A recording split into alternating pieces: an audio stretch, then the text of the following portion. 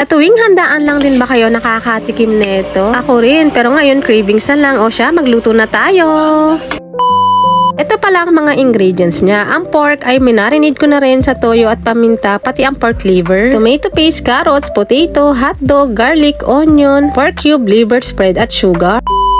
Inuuna ko talagang iprito ang carrots, potato at hotdog para iwas na rin tayo sa panis. Kinagandahan nito mga mi, talagang palalambutin natin siya para mamaya pag sinahog na natin siya pagtapos ay konti na lang painit at talagang malambot na.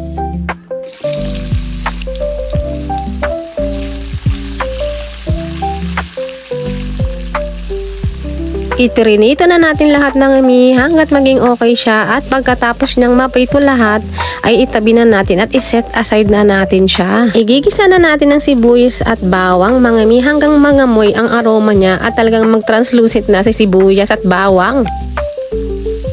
Pagkatapos niya, isunod na natin ang ating minarinade na pork. Halu-haluin lang natin siya at lagyan natin na siyang paminta at mga pampalasa. Tapos ilagay na natin ang ating tomato paste mga mi. Isasangkot siya natin siya. Halu-haluin natin siya at mamaya ay tatakpan natin siya hanggang magtubig. After 20 minutes, pag lumambot na siya at pag nagtubig na siya, inilagay ko na rin ang aking pork cubes at dinagdagan ko na rin siya ng 2 cups of water. Maya-maya ay nilagay ko na rin ang ating pork liver para maisama na rin sa pagpapakulo at pagpapalambot niya. Pag malambot na ang lahat, ayan, idagdag na lang din natin ang ating liver spread. Ay optional lang po ito. Ito ay para pampalapot lamang. Pwede namang hindi kayo gumamit ng liver spread. Ay optional lang po ito. After 15 minutes, pag sobrang lambot na ng ating mga karne, ayan, idagdag na natin ang ating piniritong carrots, patatas at hotdog. Hindi na pala ako naglalagay ng bell pepper kasi para sa akin okay na yung gantong lasa. Lagay na nga rin pala ako dyan ng asukal para balanse ang alat niya.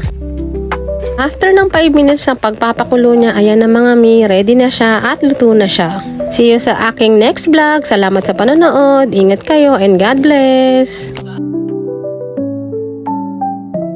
Sa tuwing handaan lang din ba kayo nakakatikim neto? Ako rin, pero ngayon cravings na lang. O siya, magluto na tayo.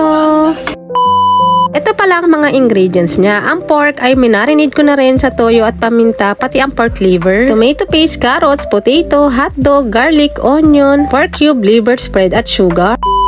Inuuna ko talagang iprito ang carrots, potato at hotdog para iwas na rin tayo sa panis. Kinagandahan nito mga mi, talagang palalambutin natin siya para mamaya pag sinahog na natin siya pagtapos ay konti na lang painit at talagang malambot na.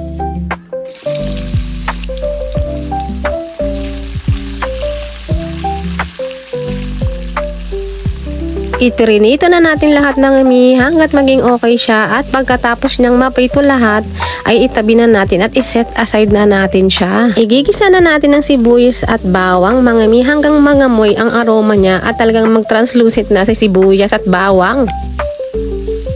Pagkatapos niya, isunod na natin ang ating minarinade na pork. Halu-haluin lang natin siya at lagyan natin na siyang paminta at mga pampalasa. Tapos ilagay na natin ang ating tomato paste mga mi. Isasangkot siya natin siya.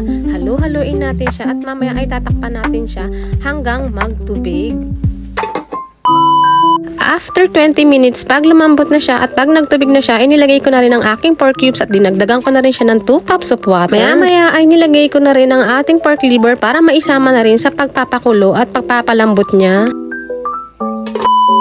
Pag malambot na ang lahat, ayan, idagdag na lang din natin ang ating liver spread. Ay optional lang po ito. Ito ay para pampalapot lamang. Pwede namang hindi kayo gumamit ng liver spread. Ay optional lang po ito. After 15 minutes, pag sobrang lambot na ng ating mga karne, ayan, idagdag na natin ang ating piniritong carrots, patatas at hotdog. Hindi na pala ako naglalagay ng bell pepper kasi para sa akin okay na yung gantong lasa. Lagay na nga rin pala ako dyan ng asukal para balanse ang alat niya.